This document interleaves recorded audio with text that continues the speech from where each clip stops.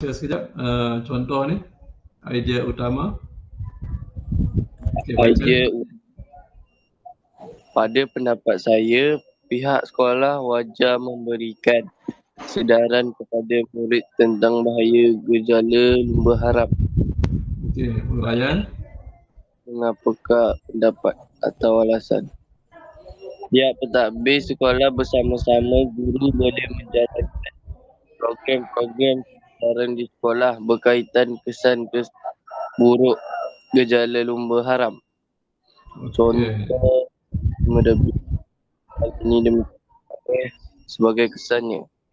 Sebagai contohnya, guru kaunseling boleh menjemput pegawai Polis Diraja Malaysia PDRM menyampaikan ceramah kesedaran berkaitan kesan negatif gejala lumba haram kepada remaja. Pada masa yang sama, pihak sekolah juga boleh mengadakan pameran berkaitan kesan buruk gejala lumba haram dengan kerjasama pihak Jabatan Pengangkutan Jalan JPJ. Sebagai kesannya, murid-murid akan merasa susah apabila mengetahui sifat buruk gejala haram pada diri dan masyarakat. Cubaan atau pihak sekolah dengan kerjasama pihak berwajib menangani gejala negatif ini boleh diumpamakan alang-alang biar sampai ke kalangan gagasan. Tegasnya di sini, pihak sekolah wajar meneruskan usaha memberi kesedaran kepada murid tentang bahaya lumba haram demi kebaikan diri murid dan masyarakat. Okay, terima kasih. Baik. So, hari tu cikgu dah tunjuk pada anda kaedah. So, yang idea utama ni hanya anda perlu tulis dalam satu ayat penyata. Ya, ini ulang kaji balik. Dan sebaik-baiknya ayat tu ayat aktif lah.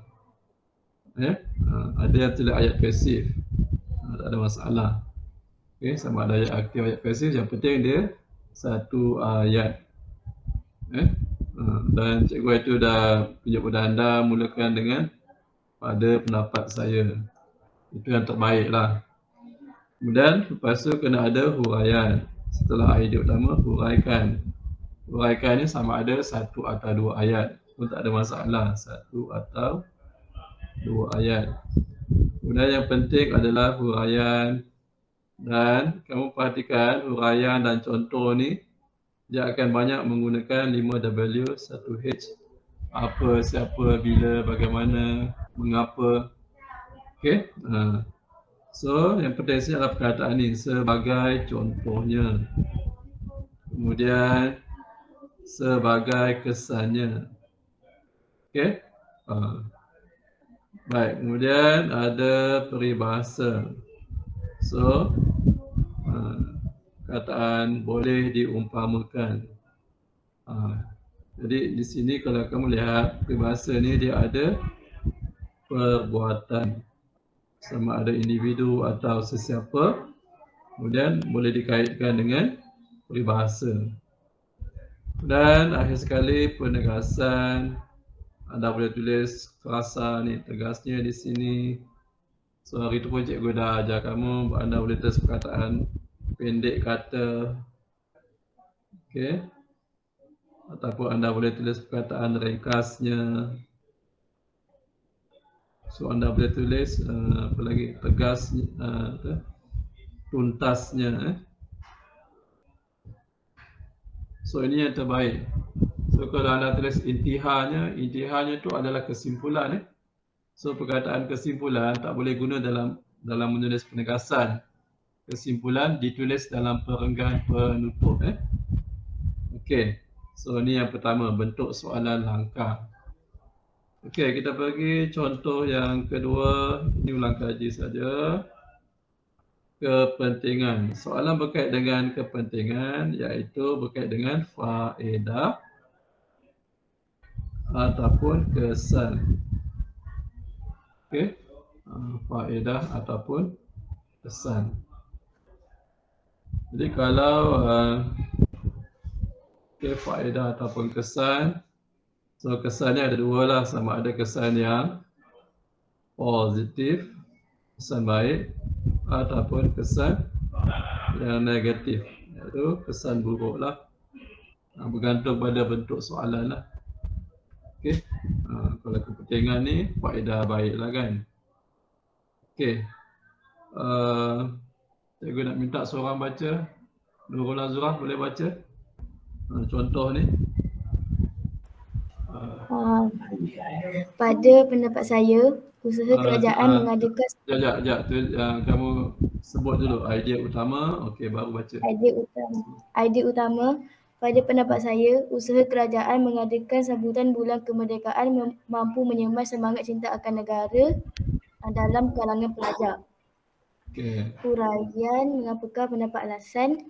Bersempena sambutan bulan kemerdekaan, guru-guru boleh mengadakan aktiviti-aktiviti memupuk semangat cinta akan negara di sekolah. Sebagai contoh, guru kaunseling boleh menjemput seorang tokoh pejuang kemerdekaan untuk menyampaikan ceramah penghayatan kemerdekaan di sekolah. Di samping itu, guru panitia sejarah boleh mengadakan pameran kronologi sejarah kemajuan pembangunan negara sejak tahun 1957 hingga kini. Sebagai kesannya, murid-murid akan berasa bangga menjadi warga negara Malaysia. Peribahasa, kerjasama guru-guru untuk menyemai semangat patriotik dalam kalangan murid-murid boleh diumpamakan bersatu kita teguh, bercerai kita roboh.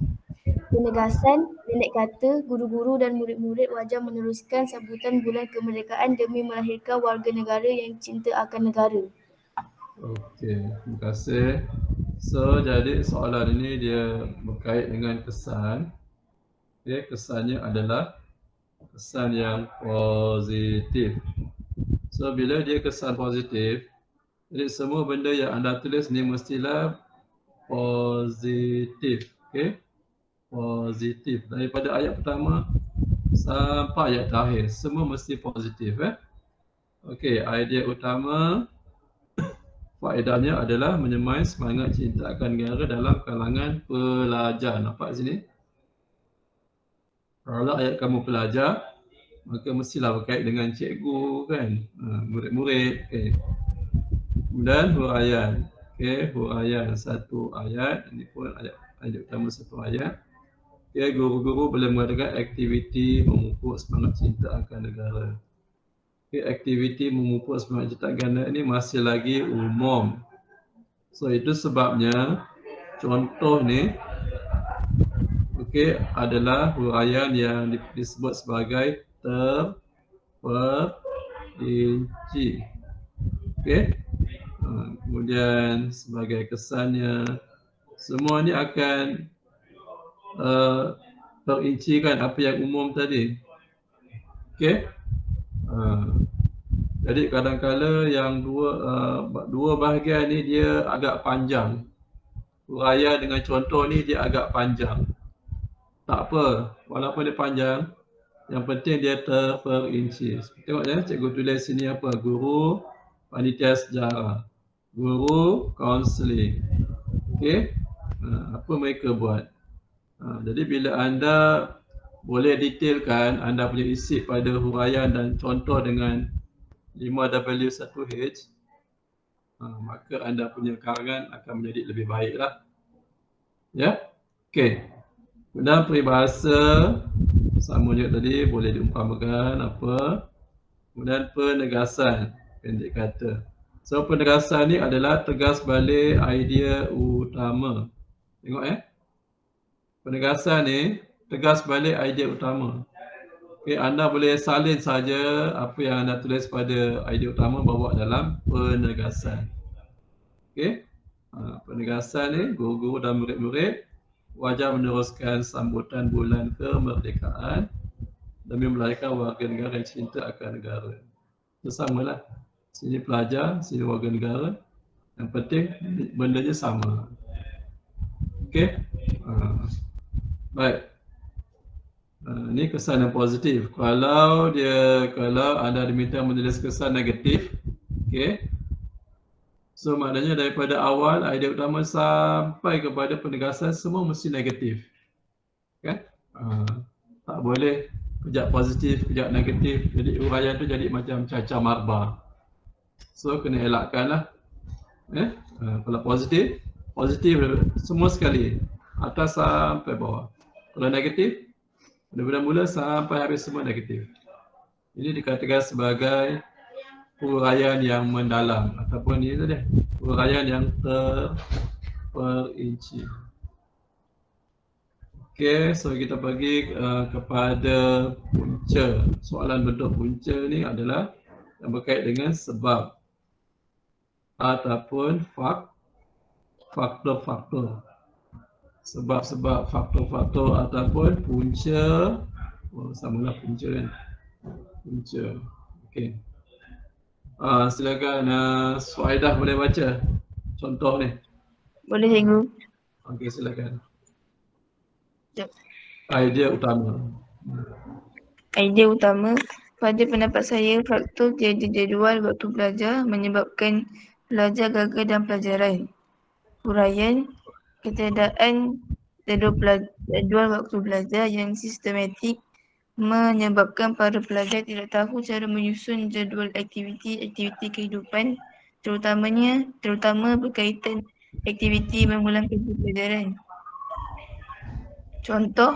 Sebagai contoh, banyak pelajar akan mengulang kaji pelajaran hanya mengikut mood, iaitu mengikut emosi mereka tanpa panduan jadual belajar yang sewajarnya. Sebagai kesannya, mereka akan banyak menghabiskan masa melakukan aktiviti yang tidak berfaedah berbanding aktiviti mengulang kaji pelajaran. Peribahasa, ibarat sudah terhantuk baru tergadang, kebanyakan pelajar akan berasa menyesal apabila keputusan peperiksaan mereka tidak memuaskan. Penegasan, jelaslah di sini bahawa kegagalan pelajar menyediakan jadual waktu belajar menyebabkan prestasi akademik mereka merosot. Okey, so kat sini punca kan. Punca ni punca yang negatif lah kan. Dia ada jadual waktu belajar. Okey. Kemudian pelajar tidak tahu cara menyusun jadual aktiviti kehidupan. Kan? So ni punca yang negatif.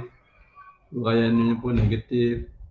Dan contoh dan kesan pun benda yang negatif. Kemudian peribahasa pun ya, menunjukkan perkara yang negatif, perbuatan negatif, dan akhir sekali penegasan pun negatif. So ni tegaskan baliklah idea utama. So anda lihatlah macam mana kaedah menghuraikan ni. Okey. Jadi kalau anda lihat daripada awal, so tiada jadual waktu belajar, negatif.